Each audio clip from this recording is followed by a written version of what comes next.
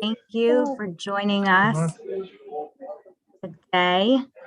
My name is Karen Levin. I am the Executive Director of the Baltimore Zionist District. We're excited to be back with everybody. We missed you last week. So thank you for joining us this morning on what we know will be a fascinating tour of walking Jewish Zurich. Today we are thrilled to introduce you to our guide, Jonathan Chopig. Jonathan believes Hello. Hi, Jonathan, already on the Hi, streets. nice to meet you. Hello to the United States, here in cold Zurich. Yes, we're so excited. It's not only the United States. We have so many people from so many different places. Jonathan, I know that you believe that Zurich is the most fascinating city. So you sent me a couple of things about yourself. You love to travel and learn languages at all the destinations, and you currently speak 15 languages, including Hebrew. So no one can ever talk behind your back. I think that's amazing. Jonathan is 36, born to an Ashkenazi father and Sephardi mother. Little fun fact, Jonathan wakes up every morning with a glass of orange juice and a bar of chocolate. So thank you for sharing that with us. To each of you who joins us every Tuesday and today, we could not be more grateful for all of your support that you have shown our organization. We began programming on Tuesday at 11 a.m. in March of 2020, 2 years exactly. And with your help and your generosity, we have never stopped. We thank you for your donations, for taking our tours, for talking about our tours with your friends and with your family all over the world, like I just told Jonathan, and for being on this incredible journey with us for an amazing 2 years. Thank you so much. I'm going to turn it over to you, Jonathan. You seem a little cold. Is it cold? It's cold. Yes, it's getting cold. We thought that March is the first day of spring, but spring hasn't arrived yet. Maybe after the tour. Okay, well, it hasn't arrived here either. So I'm going to turn it over to you. And thank you so much for being here. We are so appreciative, all of us. Thank you very much, Karen. I'm very happy to welcome you, introduce you to the city of Zurich. You can hear me well. Everything's fine. Quality is great. Julia, that looks great. So I want to teach you first a very important word. It's called Grüezi. It's difficult to pronounce if you're not Swiss German, but Grüezi. Grüezi means hello. And it's a very polite and general word to say in Switzerland. So whenever you come to Switzerland, you use Grüezi. It's a magic word. You can say it in the morning, in the evening, young person, old person. And it's a great way to start any kind of conversation. And the good news in Switzerland in general, you can ask us almost everything. People here are usually very open-minded. So you can ask about politics. It's not a taboo. You can even speak about religion. That's also what we're going to talk about. So it's not unusual to talk also about religion here in Switzerland. One thing we don't talk about in Switzerland is money. That's the biggest secret here. People are very, very close when it's about money. But we'll concentrate today on religion, on Jewish history. And I think most important is in order to understand the Jewish history, we also need to understand the general history of Switzerland, as they're very, very much connected. And we're starting with this very famous building. If you look around the buildings and you see this beautiful synagogue, even when you're not an architect, you will probably find that this building doesn't really fit here in terms of architecture. If you look around, we have typical modern style building without myself being an expert. But this building, the synagogue here, is built in very Moorish style. And this has, of course, a reason. Some interpreters say when the Jews were allowed to settle down or resettle down in Switzerland, it's just about 150 years ago only, when Jews were allowed to resettle down here and also have their freedom of religion, they were also allowed to build a synagogue. And they built a synagogue very, very much in the city center. We're here in the city center, only 2 minutes away from the main station, so very, very much in the city center. Still, as the Jews were newcomers for most non-Jews in Switzerland, they wanted to build a synagogue in a style which really reminds them where the Jewish people come from, which is, of course, from the Middle East. So you see a typical Middle Eastern built synagogue in the middle of the city of Zurich, which has a complete different architectural style. Some general facts. There in Switzerland, there are about 20,000 Jewish people, which is 0.2% of the whole population. We're about 8-9 million in Switzerland. I like the 0.2% because when you look at the world Jewry, they're also around 0.2%. So we're very much average also in this term. Switzerland is, we have a German-speaking part, a French-speaking part, and to make it very easy and very rough, we can say that in the German-speaking part, there is a majority of Ashkenazi Jews who mainly came 150 years ago, some 100 years ago. And in the French-speaking part, there is a majority of Sephardi Jews coming from Northern Africa that moved to Switzerland. So I hope you can see the building and enjoy a bit the view. We're slowly gonna walk to the other side, and I'm gonna take you to, without making any advertisements for restaurants, but there is one restaurant I definitely need to include because it's very much related to the Jewish community and it's a non-kosher restaurant. So let's see how's the story there. Let's go over there. Always have to pay attention to the streets here. And we can go.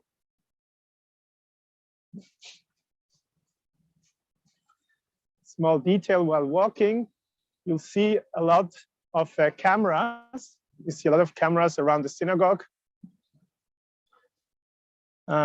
That's unfortunately a reality also in Europe. As one can say, there is of course high security alert from the Jewish community. Let's say, thank God, Switzerland is considered to be a very safe country for Jews. And also in Zurich, you can see many Jewish people walking around with kippah on the street.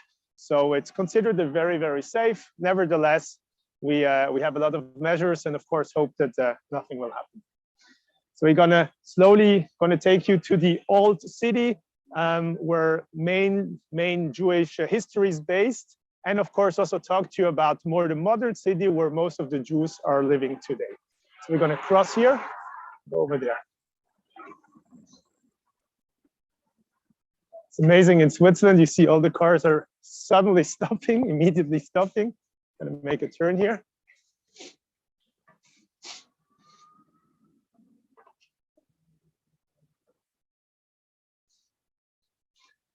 So now we're very much in the District 1, which is the banking district today of modern Zurich, modern Switzerland.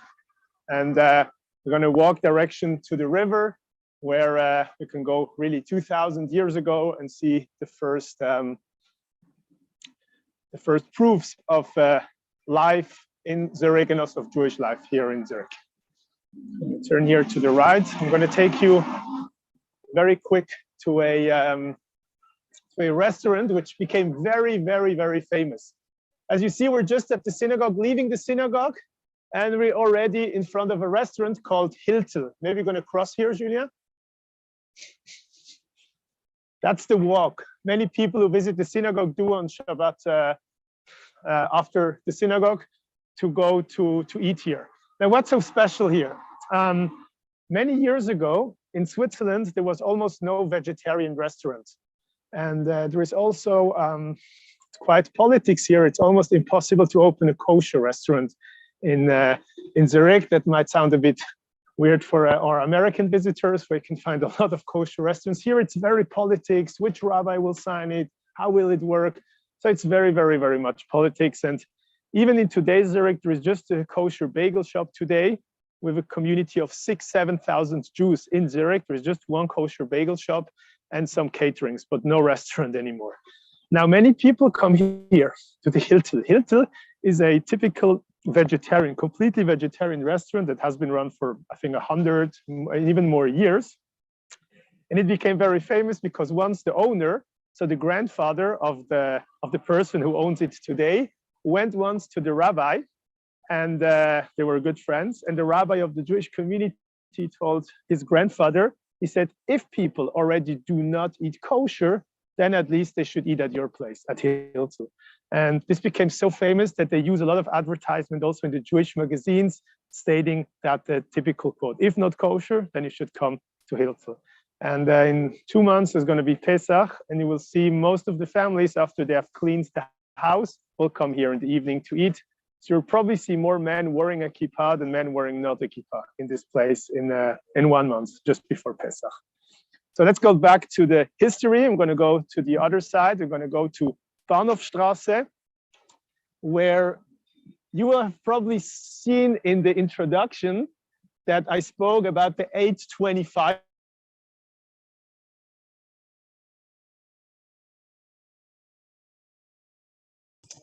Jonathan, we can't hear you. I see him in the waiting room again. Just a second. Okay, Jonathan, we lost you. Yeah, you lost us. Now we have you back. Yes. Now you have me back. Very good. Might have to turn off the cameras. Hello? Yes, we can hear you now. Very good. Okay, great. You tell me where you lost me. It was just like a brief second. Introduction. Yeah, you said that the last sentence was that we heard about it in the introduction, and then we lost you. About the introduction of the 825ers. Yes. Okay, very good. So you're right on the way. Very good. So as you saw in the introduction, we spoke about the 825ers. So who are these? Why are the Jews? Why the Jews call themselves 825ers? As you probably know, the word for Jews in German is Jud or Jude. And because of World War II, it has a very negative connotation still today. Even in Swiss German, we don't really like to say the word Jewish. We don't like to say the word Jude. We rather say Jüdisch, which is the adjective Jewish, and or as we call ourselves, the 820 has a historical. Around 200 years ago, Jews were not allowed to live in the city. Okay, we having trouble to hear you and see your picture again. If everybody with their cameras on, if you can all turn off your cameras, it will be amazing.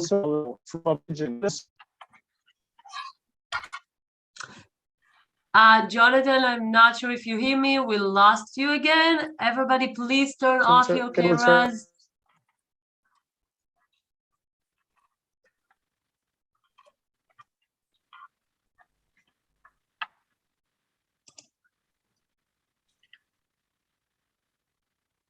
Oh, I believe they So lost. We've done these live walking tours. We need everybody to turn off your camera so that Jonathan has the most bandwidth possible while he's walking around the city. We will also go around if you don't shut off your cameras and start shutting them off. That's the only way that we will be able to get Jonathan to walk around. But it will be easier if Jonathan, it's okay. We're going to ask people to shut off their cameras. Yeah. That will make it easy. It will just give you more bandwidth.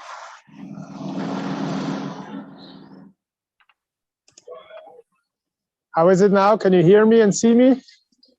Now, yes. And we're going to turn their cameras off. Okay, very good. Great. Yeah. So let's cross here. Also always have to take care of the safety on the streets. We're going to cross here. That's another advantage in Zurich. People, as I said, typically stop. Great. So as I said, in Switzerland, the Jewish people don't like to call themselves the Jews because of this German word Jude, which has a bad connotation. So we call ourselves the 825ers. The reason, the background here, 200 years ago, Jews were allowed to settle down in the countryside, but not in the big cities. And many of the Jewish people lived in Ending and Lengnau, which is about 20 miles from here. And with the time, they were not allowed to live in the city of Zurich, but they were allowed to work here. So what happened is that most of the Jewish people that lived in Lengnau Ending and then came to work to Zurich were passing just another half mile over there, where we have the Zurich main station. So they would come from Baden or from Lengnau Endingen to Zurich via train. And they always caught the train that left Baden at 8:25. So at 8:25, the train left and came to Zurich in the morning. So they like to call themselves the 825ers. That's the historical background of of the Jewish. Then later, about 30, 40 years later, so we're talking about around 150 years ago only, finally freedom of religion was granted to everybody in the country. And that mainly means also the Jewish people finally got the freedom of religion. This was also around the time where the big synagogue here in the city center was built, and also where most of the Jews lived. They lived really in the city center, which is just around here. Today, you see it's a very busy banking district, and there are not many people who really live in the city center. People mainly moved out to the suburbs or to other city neighborhoods. So we're going to still walk in the first district. I'm going to walk upstairs, and I'd like to talk to you about the community system here, which is quite unique in the German-speaking countries. We have a concept called the Einheitsgemeinde. There's a German word, Einheitsgemeinde. It means the united, if you want, a united community, united synagogue. Now, what's the background here? In Switzerland, in Zurich here, there are 4 Jewish communities. One is, would say, 2 are very, very Orthodox, would say very Orthodox, one more from Eastern Europe, one more German Orthodox. One is a liberal community, which would be the conservative, probably, what's around about conservative in the US. And this is the Einheitsgemeinde, the biggest community, the general community. And the concept in Switzerland that we have is that most of the people here, they want a religious, would say an Orthodox community, but they themselves don't really believe anymore, or they're not really religious. Still, they want the Orthodox rabbi.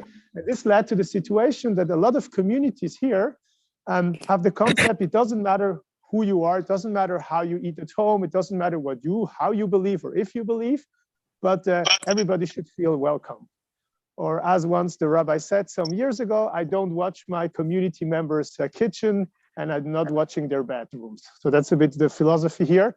So it's very much live and let the other ones live, and still we want somehow to be one community in this country. Another thing here is the taxes. It's also a bit different than in other countries. Here, the people, we pay a tax like in all the other states. You have to pay a tax to the state and to the city. And the Jewish community is allowed to watch your tax declaration and will also tax you according to your income. So that means when you're a wealthy person, you will automatically pay more to the Jewish community than when you are, let's say, a poor person. So whatever you pay to the community is, like with the church system, is based on your income and on the money you have on the bank account. As I just said, banking money is something we don't talk about, but still the community, or at least some people of the community, do know exactly and charge you according to your according to what you have earned the year before. Voilà.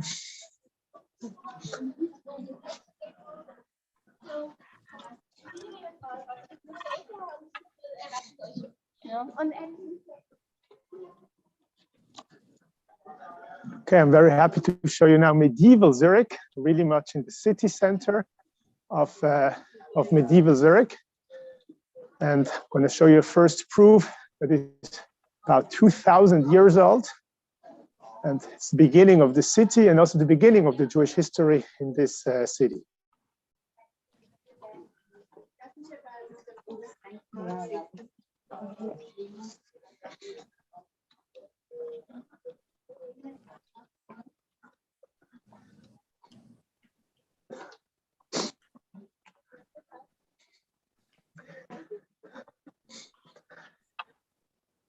This is a tombstone. It's not the original one. They put a copy here because it would be too important. The original is in the museum. They have reconstructed it. And this is the story of a Roman baby that died. And the Roman father buried his son exactly here. And for the history of Zurich, this is extremely important, as it's a proof. It's the first proof of people who lived here that were apparently the Romans. So 2,000 years ago, we had the first settlements here, the Romans. that came here. At least the first proof of settlements that we had in Zurich.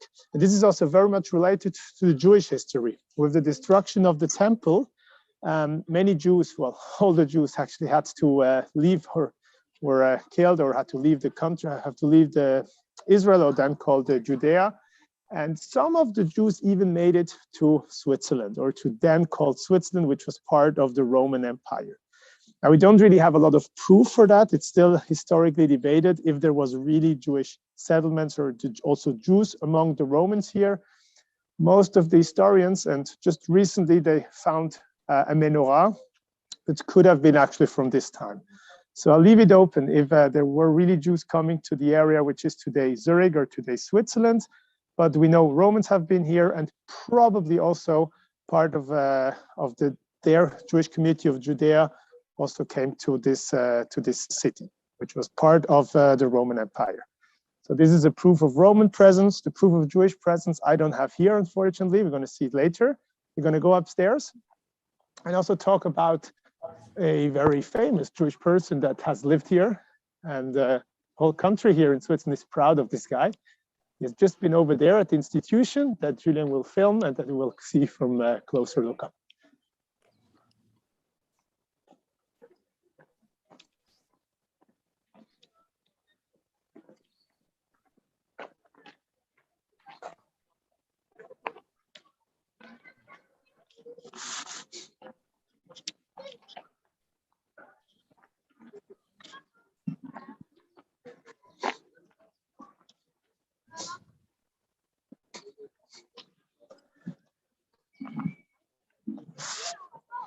Okay, it's a bit difficult, hidden behind the trees. There is here a very famous institution called the ETH.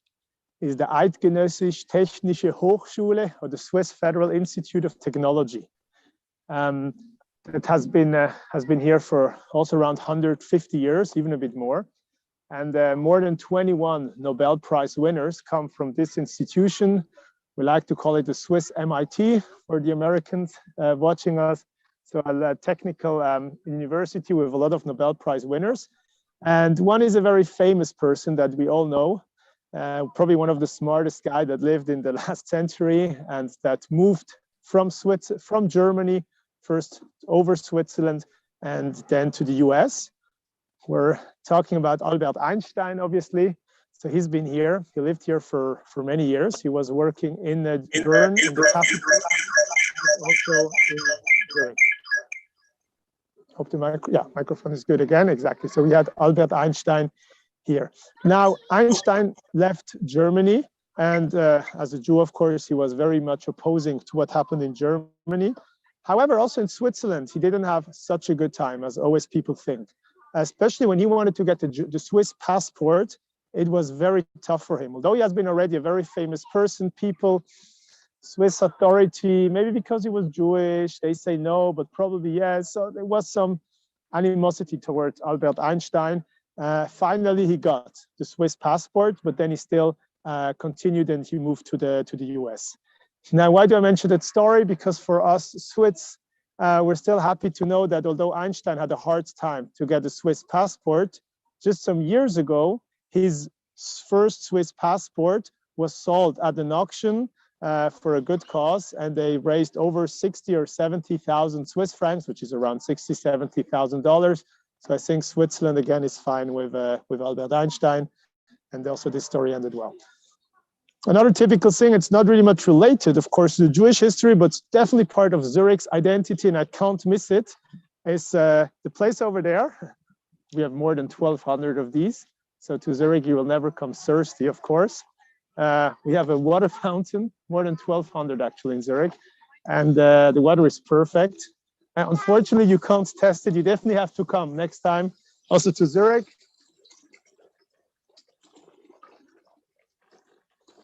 Amazing Zurich water.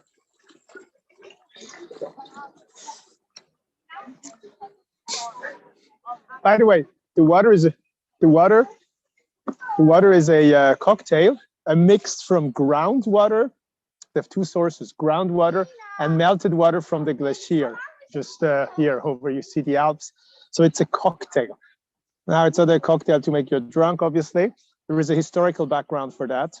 During the Cold War, Switzerland was very much afraid of being attacked by the Soviet Union. And one of the idea was that in case of a Soviet attack, in case they would poison the water system, it would be easy to switch to the other one. So it was a defense measure, actually. And today, in a, well, still not 100% peacetime as we see what's happening now in Europe, but almost peacetime, we're still using both systems. So this is the remaining of the Cold War. Also like to include in this tour a very sensitive subject from recent history. I'm going to move over there, direction bunker. Jonathan. Yes. As you walk through the streets, can you describe maybe what parks you're in, or what streets you are, where you're walking, just a little? Yes, exactly. So I can, of course, follow up. We're here at Lindenhof. It's called Lindenhof. Lindenhof, Linden means these trees are linden, apparently also in English. It's a very typical German word. So here at Lindenhof, which is very, very much the famous calm zone here in Zurich. And it was also, when we talk about the old Zurich, where there used to be a wall, it was also the end. So it was the edge of the city. So you see on the other side, we have two sides on the city. We're going to cross also the sides. We're going to go to the other side. So the city was mainly built around the river. And here was actually the end of the old city. And we had the walls around that. We don't have them anymore. So I think now it's the time to cross the river called Limmat. In case you have Google Maps in front of you, you can check Lindenhof walking down direction Limmat, which is the river. Here you see, by the way, the name Lindenhof, and STR means Straße, or like street. So this is the Lindenhof Straße here. And you're going to move slowly to the other side of the river, passing something you will probably miss if you just walk on your own is here. Just a very few words about this. It's a bunker, it's a bomb shelter. And in whole Switzerland, there are more than 70,000 if you take all of them. So there is enough place for our whole population of 8-9 million people, including all the tourists. So if you come, you'll be very much safe. And again, why does Switzerland, which is considered a neutral country, needs a bunker and a relatively big army? Is again, is our mentality. You never know what's happened, so you'd rather be prepared. And also a very sensitive subject, also very much related to also Jewish history, is World War II, that don't want to cover too long, but it's still today a very, very sensitive subject of Switzerland's role during World War II. I'm sure you've heard what happened in the years, about 30 years ago in the 90s, where they discovered a lot of bank accounts that were where the money was put on Swiss banks from Jews that were later killed in the Holocaust. And this led also to a very big debate in Switzerland in the 90s, with a very, very big rise of anti-Semitism.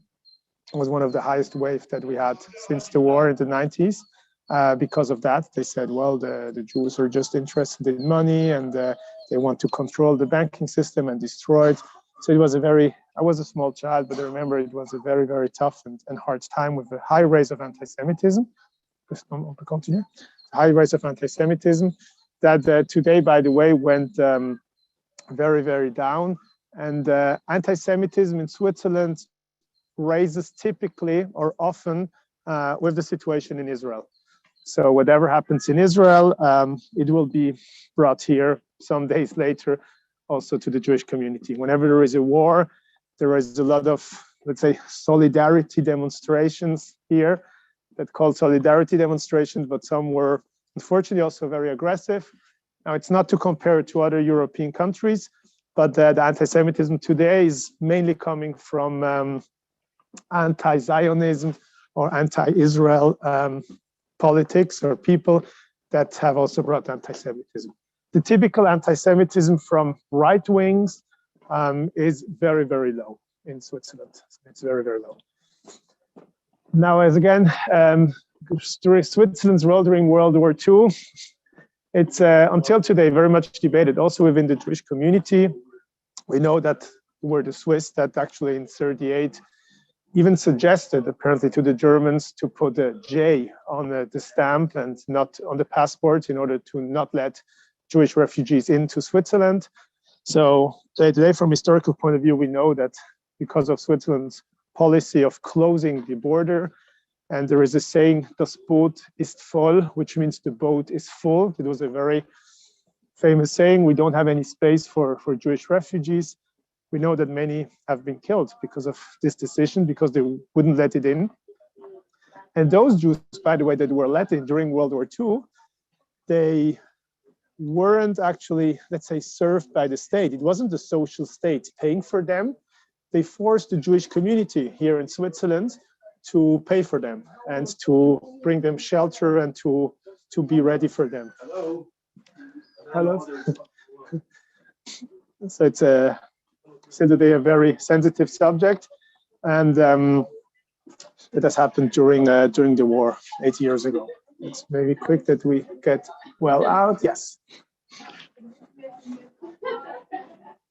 Nevertheless, the Jewish community in Switzerland has been, as we saw, living for 2,000 years. We had the first Jews settling here, although it's still not proven. And with a lot of ups and downs, we're going to talk about some more downs a bit later. There hasn't been, or at least since the last 150 years, there hasn't been any big event. There hasn't been Holocaust here, and there hasn't been communism here. So for the last 150 years, the Jewish community actually didn't grow. It always stays around 20,000 people, but they could still develop. And the relatively or very peace and quiet time compared to the other cities and the other countries in Europe. I think it's a great day also to enjoy with the view. You can see the Alps if you're in skiing mood.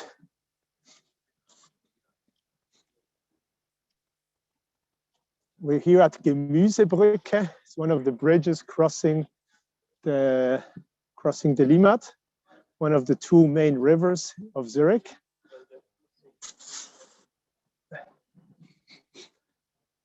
See here also the two big churches. The one Julien is filming now with the two towers is the Großmünster, which means the big monastery.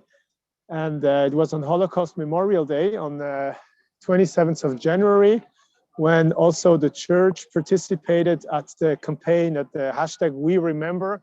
So during the whole night, they also put not a transparent, but with light, with blue, purple light. You could read there, We Remember. So it was a very symbolic and very strong symbol also of the church in Holocaust Memorial that happened this year. It was very moving. So not only the synagogue, but also the main churches were participating at the We Remember campaign. Going to slowly walk to the other side of the river. By the way, in Zurich, there was a saying, this is the side, so it's the left side of the Limmat where people work hard.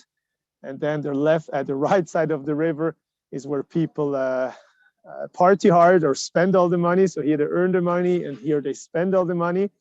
And I'm always shocked and confused to see that we have here the Parliament of Zurich. I think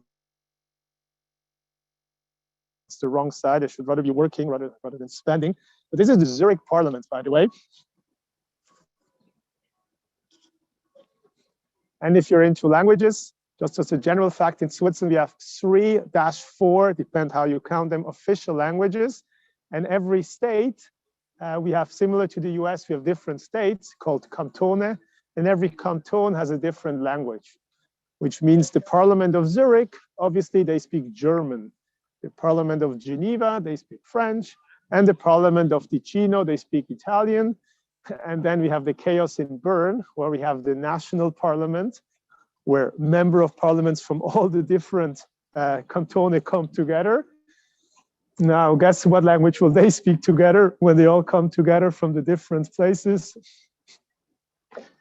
So it's not yet English. Probably the next generation will speak English. Now we have in Switzerland the policy of just speak your own language and you should understand the other, which means a German speaker would speak German, and the French speaker would answer in French.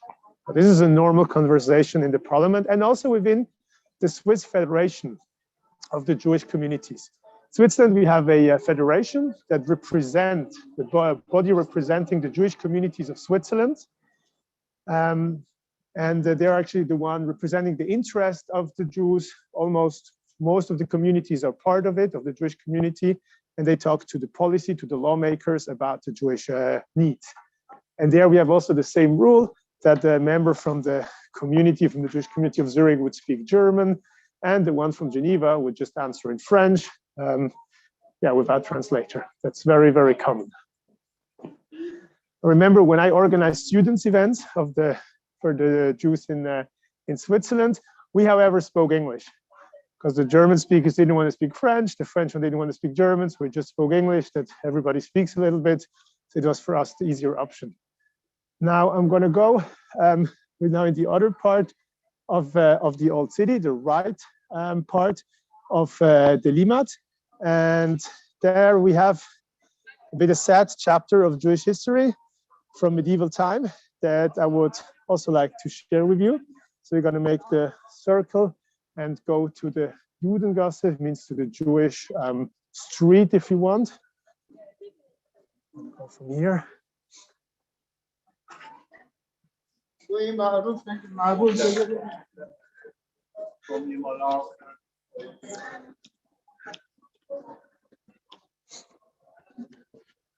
Can enjoy a bit the view.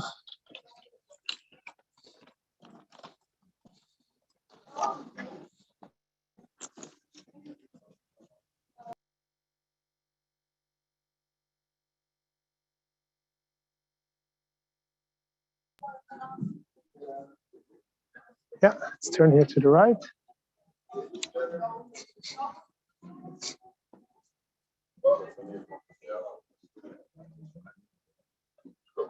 As you can see here, we're very much in the city center in District 1. We can go do everything by foot.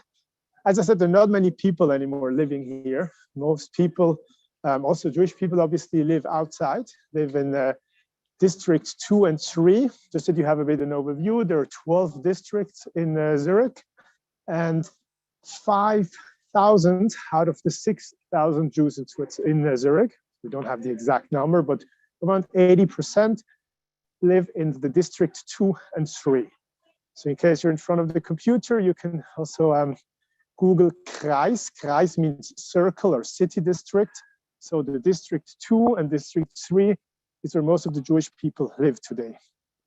And they didn't build really synagogues there. As you saw, the big synagogue is here. What has been built are kind of minyanim, or some people call them the satellite synagogues, because as they live not anymore close to the synagogue, they have built smaller minyanim that can be found inside. This is Froschaugasse. You can see here the name. This had the name Judengasse during medieval time. During medieval time, it was called the Jewish, how do you say Gasse in English? It's rather the, sorry? Lane, thank you. It's the Jewish lane, so this little street. And with a very famous building here.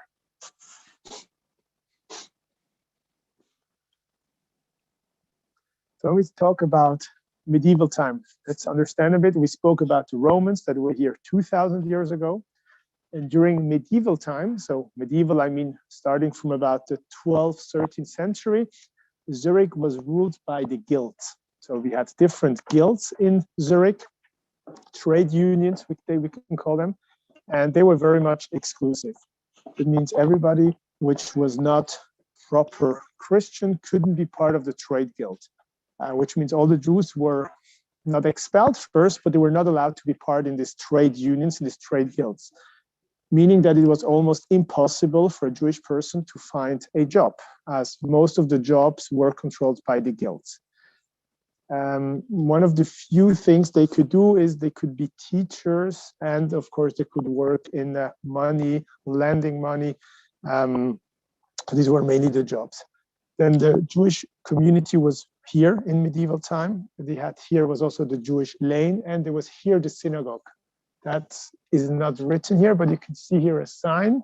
Maybe you can also film the sign. The synagogue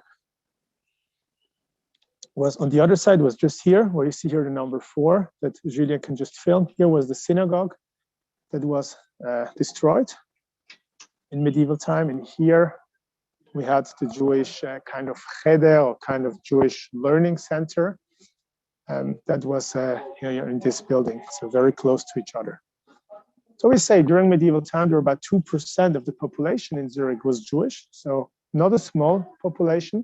And what happened here is when the plague came in Europe, all over Europe, it also hit Switzerland. And Switzerland, like in any other European countries, they accused the Jews of being the one poisoning the water. And a lot of Jews were killed during the plague. And since then, so about the 14th, 15th century, Jews were then later completely expelled from Zurich. And only around 150 years ago, as I just mentioned, they actually regained, or Jews were also allowed to come back to the city and live here and also have full freedom of religion. By the way, the one who killed the Jews, or who was then the mayor of Zurich, was Rudolf Brun. He lived in this house, and most of this Jewish property was then given to him. He took a lot of it as the mayor, and it was also distributed to other collaborators that killed the Jewish people here in Zurich. So we're going to slowly walk upstairs, direction Westminster.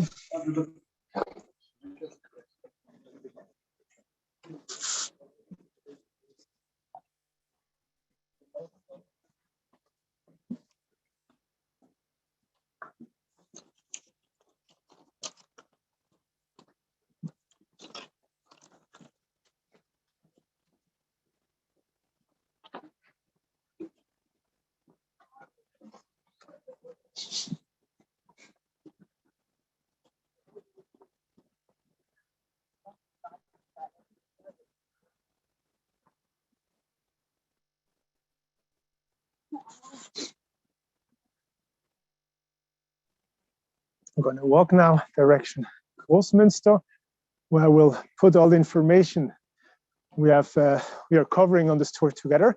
By the way, if you have any questions, as we agreed, you're going to put them at the end, so you can of course write them down or text them. So I'd be happy to answer, of course, all of your questions, and also enjoy a bit the view of medieval and old Zurich.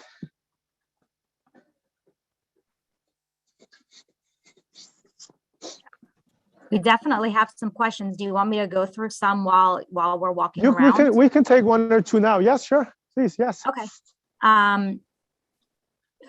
Where do Orthodox get their food from?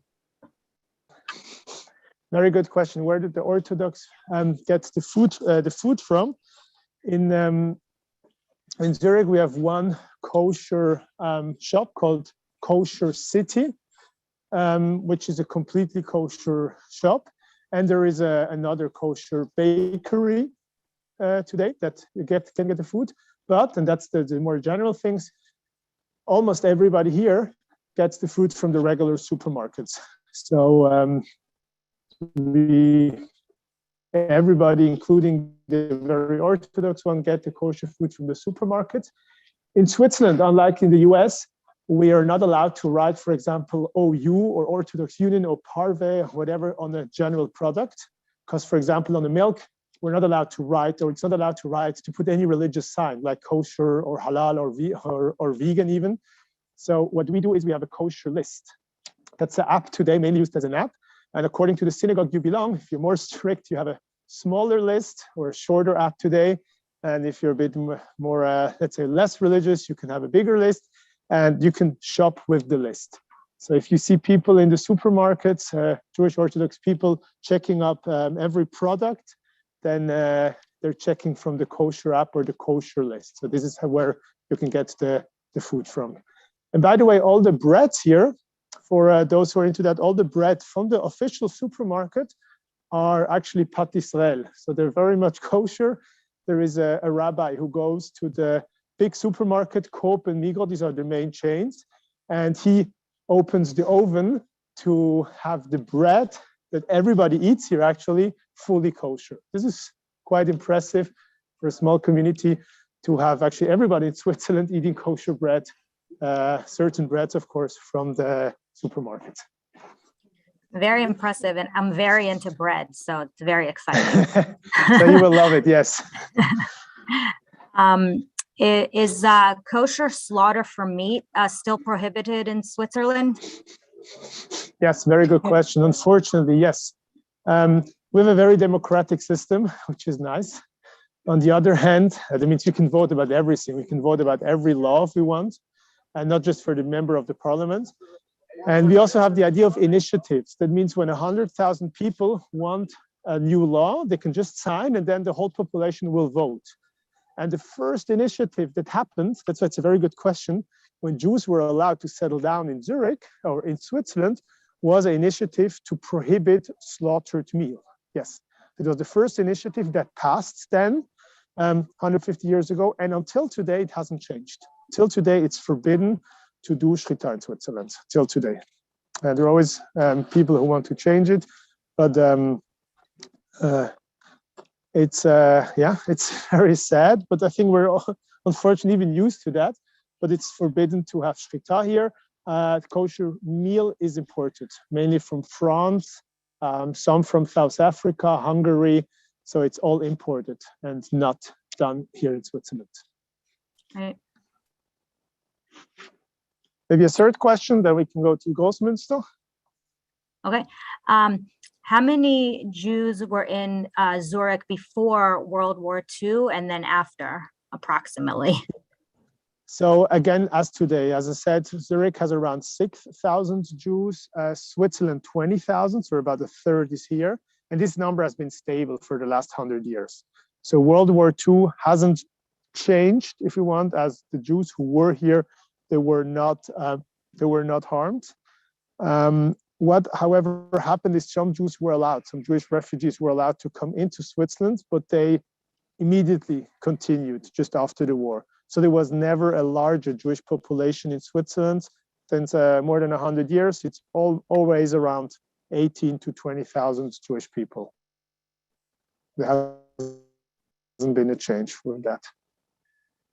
Great. Very good. So just here in front of the Großmünster, I just mentioned already this church before that was very much also in solidarity with Holocaust Memorial Day, and also today the interreligious dialogue in Switzerland is very, very strong. So if you see a rabbi entering here, that means he's meeting the responsible from the church to have a coffee. There is a very strong interreligious dialogue in Switzerland. It also has to be, because it's a country with a lot of languages, as you heard, a lot of religions as well. Even the Christian majority is split between Catholic and Protestant. So it's a typical country of minority, and the interreligious dialogue today is very, very, very strong. I wanted, also from a bit historical point of view, we had here the Reformation. The Reformation in Switzerland of the church started around 500 years with Huldrych Zwingli. So again, during medieval time, we had the plague that I spoke, where the Jews were unfortunately, well, many killed and expelled. And this hasn't changed, even when the church went through a big change through the Reformation. It became, we had the Reformed, if you want, states and the Catholic states. This was an inner Christian fight in Switzerland, but didn't have any impact on the Jewish situation. That was very bad during medieval time. But one little anecdote, in Baden, which is a city 20 kilometers from here, when the Jews were allowed to rebuild and come back to Switzerland and build the synagogue, it was also difficult because nobody wanted to sell them any land that they would build the synagogue.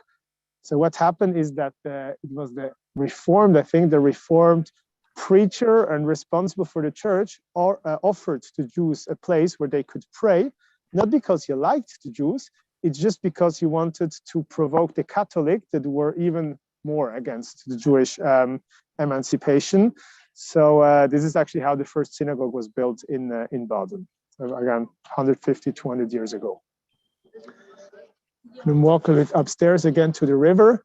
And I also like to summarize a little bit of as I was jumping a lot through the years to give you a nice overview, that you're not too lost about all this history. I'm going to go for that to the other side again, direction Fraumünsterplatz. See, it's getting late, getting dark already in Zurich. We're 6 hours ahead of New York time. By the way, Switzerland is also famous for clocks. And if you look at the clock face here of St. Peter's Church, it's, you can film it. This one is the largest clock face in Europe. So if you're on your travel to Europe, this one has the largest clock face, diameter of 8.7 meters, which, how much is this in feet? About 29, 30 feet. Largest clock face. And wherever you are in the city center, you can read the time. So during medieval time, as I said, during the sad period from a Jewish perspective, where the trade guilds were actually the one ruling and they didn't let the Jews be part of the guilds. This was an important orientation, as everybody had to work from 9 to 6 in summer and in winter from sunrise to sunset. But the workers were always happy when they saw here 6 o'clock, it means they could stop working. So this was a very big happening during medieval time, and all the cities' orientation went through that clock. And as you know, Switzerland is very famous for clocks. So you will see a lot when you walk here in Zurich. So let me take you to the other side again, where we can summarize most of it. There's one other person I'd like to mention for this tour, is the French Napoleon Bonaparte, one who conquered half of Europe about 200 years ago. He's also very important for the Jewish history of Switzerland. As it was Napoleon, he also conquered Switzerland. He came to Switzerland. Let me just be creative. By the way, these are the new trams, very, very new trams here in Zurich. Yeah, you'll see them hopefully live. So when Napoleon came to Switzerland, he conquered Switzerland. And this was also the last war we had, by the way, 200 years ago against the French army of Napoleon. And he conquered Switzerland, which is, from a historical point of view, a loss. On the other hand, Napoleon brought also the idea of the French Revolution to our country. It means the idea of equality, of rule of law, and mainly of freedom of religion. This was brought by Napoleon. So it wasn't the Swiss that said, oh, we need more freedom of religion. It was Napoleon who brought this idea from the French Revolution. And the situation, as I mentioned several times, changed to the better about 150 years ago. So after Napoleon, not because of intrinsic motivation, but rather because the main power, the US and France, first forced the Swiss government and said, whenever you want to trade with us, you also need to take care of our citizens. And there were some French and also some American citizens, Jewish citizens living here. And the governments of France and the US weren't happy, saying that they were discriminated in Switzerland. So they forced the Swiss government to treat them as equal as they were treating the non-Jews. And this only led to the better situation that also all the other Jews living in Switzerland got the same treatment than the other. So it wasn't from the Swiss, it was rather from outside that this change for the better happened. And this is typical Swiss, by the way, because also when you look at the year that women were allowed to vote here, it also happened very late. It's only in 1971 that women were allowed to vote in Switzerland. So one of the latest countries were. Let me take you here to Fraumünster. It's also a beautiful place here in Zurich. It's the Fraumünsterplatz, the Fraumünster Square.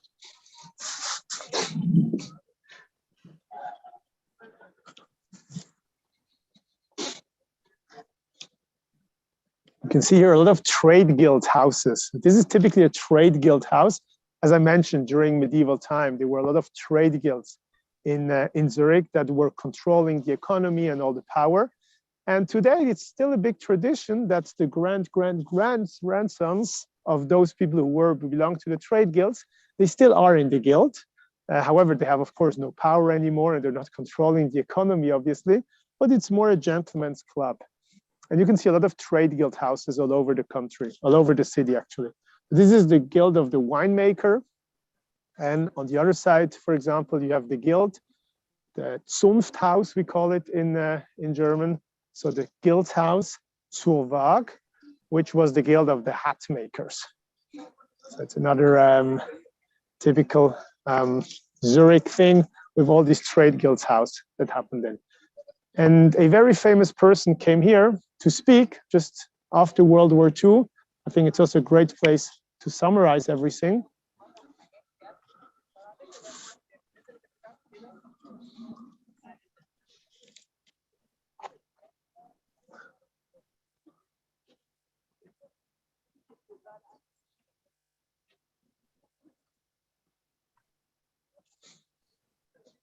This is, for me, also a very, we're going to move over there, not to bother all the people having a coffee outside. It's really cold. And it's also very symbolic what's this place. As Switzerland has, as we've seen through this short 1 hour tour, we see it has a lot of plus points. It's a very safe country. It's also a country with a lot of different culture, religions, where people can feel, of course, very, very safe. Historically, however, it often needed other people to force the authorities to force the Swiss to accept, of course, and to be more tolerant. So often it wasn't actually the people from themselves, but it had to happen from outside. And one beautiful speech that happened here just after World War II was from Winston Churchill, then British Prime Minister, came to Switzerland. That wasn't destroyed during the war, as it was neutral, as we just spoke before. And he went to this balcony. Some people make the joke, he chose the trade guild of the winemakers because he liked to drink. But even without drinking, he gave an amazing speech. And he said, actually here, after the destruction of Europe, after the Holocaust, after probably the most cruel war that ever happened, he said, what we need now is peace.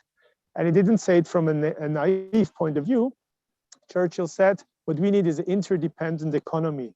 We need the big states to work with each other, to trade with each other, because only if you work together, you trade together, you won't have any war. That's the only way for peace. It's not from when some people decide to have peace, it's when the economy becomes so interdependent. And although Switzerland is not part of the European Union, we're still very close and have amazing, of course, trade relations. And Winston Churchill concluded this speech with the famous sentence, therefore, I say to you, let Europe arise.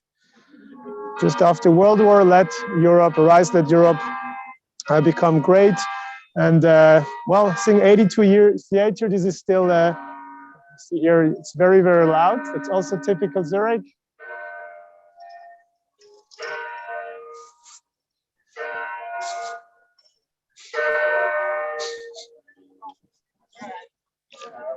As I would summarize the whole situation, even today, it's a very good situation, but we're still about to arise. Anti-Semitism is very low, and the community is thriving. It's not getting bigger, as many people also go outside the country and also like to live in other places. But we look very much forward to welcoming you, and you will enjoy amazing Swiss kosher food, can be also very good here. And of course, you have a lot of chocolates, they're all waiting for you.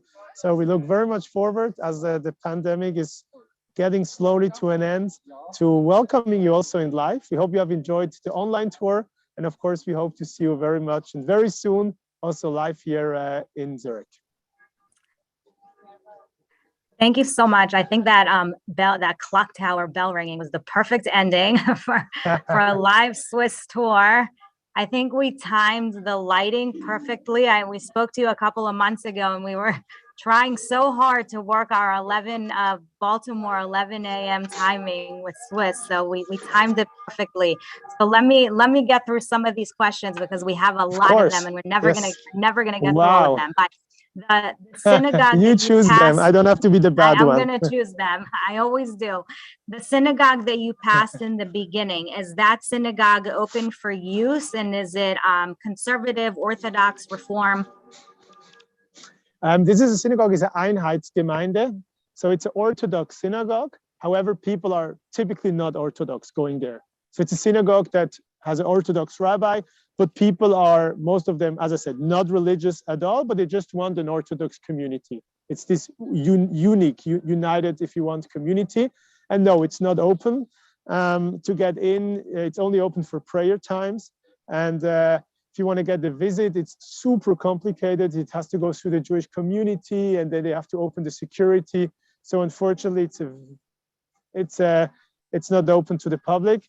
And I myself am a community member, and I'm politically very active in opening. I believe we have to open buildings. We have to have people visiting and to see actually what's happening in order to avoid people thinking that within the synagogues, whatever things happen. So I hope it will change in the next years.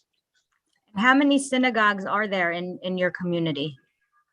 So all in Zurich, that's a good question. I just discussed it with Julian before the tour. So they're like real synagogue buildings. We have the one you just saw, and there is two other one in Zurich, but it's more in the district 3, is a bit outside. So there's 3, I would say, building, and they're around, let's say on a Shabbat, there are another 15, 20 small houses where people are praying. But these are not synagogues that you can see from outside. It's rather a small praying like a room, Chabad, like Chabad.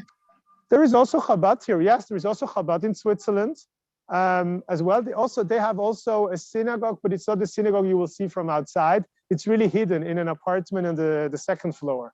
So you really have to go straight. You will not see it from outside. Okay. The street signs, are they always in the language of the state or multiple languages? Yes, indeed. The street signs are always in the language of the state. So here it's German, and in Geneva it's French. And some states are bilingual. So for example, Bern is a bilingual state, or Wallis. So then they have it sometimes in 2 languages even. And also important with the language, yes, whenever you communicate with the institutions, for example, when you go to court here, it has to be German, you can't speak French. However, when it's a national institution like the train, then you can communicate in all the 3 languages. But street signs are in German here in Zurich, yes. So do people speak English? I would say it's like the following. At school, we have to learn German. We have to learn German as it's the state at Zurich. Then we have to learn another Swiss language. Most of us choose French. You can choose French or Italian, plus English is a must. So there's 3 languages. And most people here would speak all of the 3, would speak German, French, and English. Now, the under 40 years old would speak better English than French, I would say. And the people who are over 40, let's say generation, my parents, they definitely speak better French than English. So as you come as a tourist with English, you're very much fine. Most of the people will definitely understand you. Okay. So I get you're walking in a outdoor, maybe shopping cafe district. Or most people, is that why we don't see many cars, because it's just that sort of walking district, or do most people really prefer walking over driving?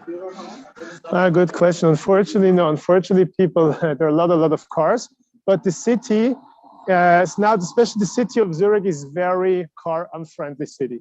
So they removed a lot of parking spaces from the city center, or the place we just seen before, the Fraumünster, where I spoke about Churchill. It was full of cars. It was a parking space.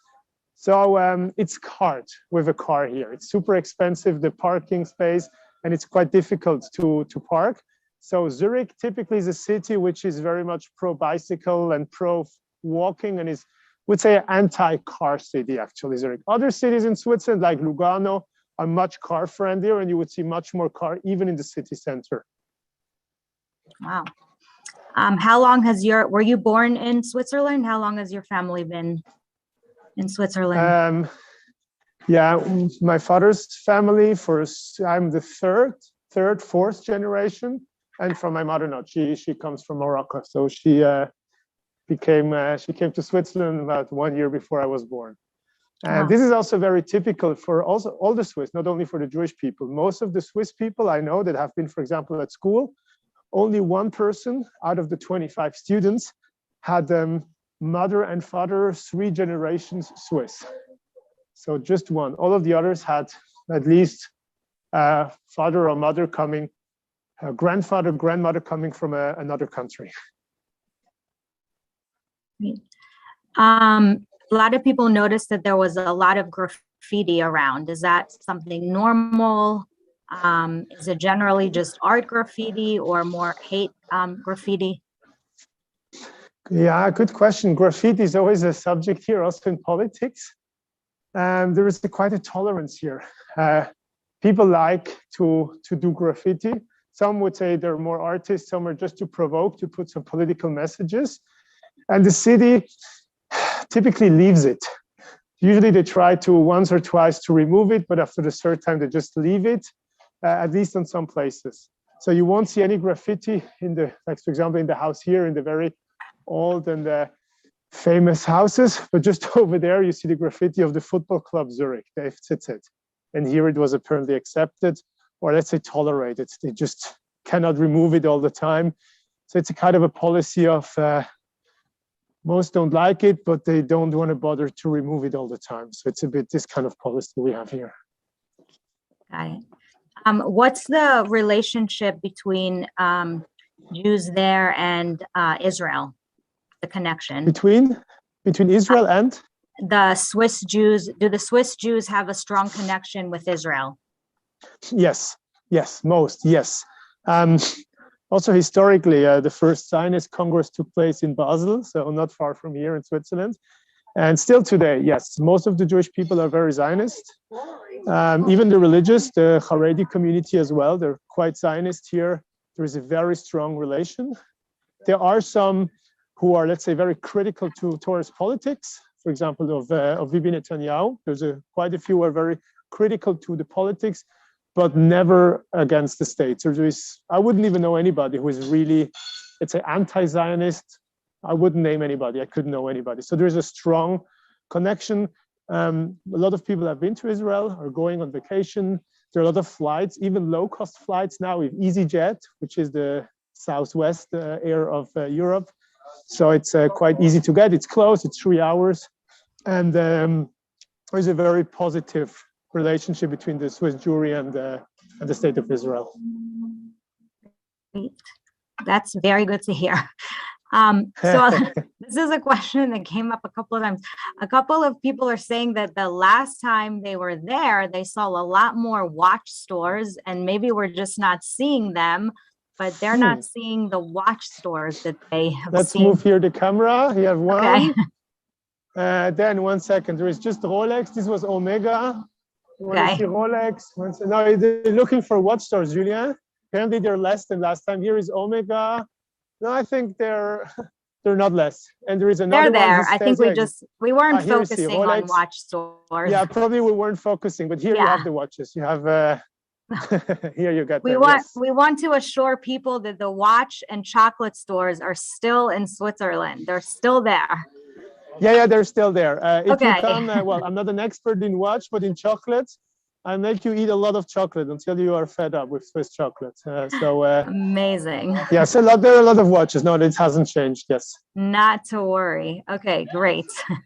Now that came up a couple of times. So we were not on a watch and chocolate tour, so I didn't want to worry people. Now we can also focus next time on watch. We can make a watch tour. There is a lot to say also about that. We should do that. Okay. Well, Jonathan, this was great. I wanted to end it on a positive tour and make everybody happy. Thank you, Linda. I like to end on a comedic note. Thank you so much, Jonathan. We really appreciate. Thank you, Karen. We appreciate you. We appreciate your crew for doing this to us. As always, we appreciate everybody being on the call with us. Yes, thank you so much.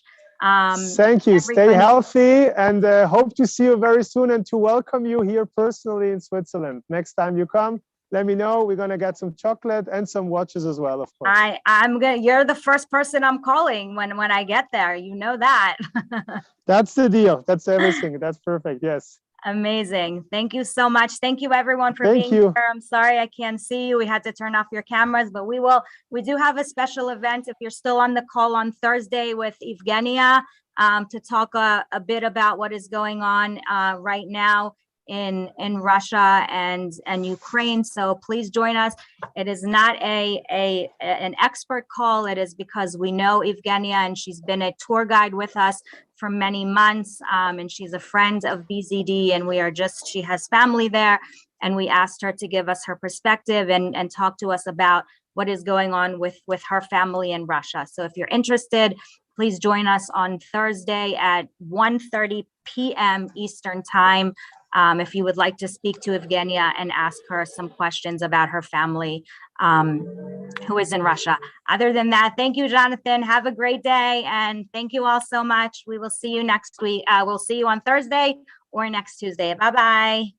Bye. תודה, Jonathan. תודה, Julian. תודה, בכיף, Thank להתראות. you. Bye-bye. Bye. ביי. No, let's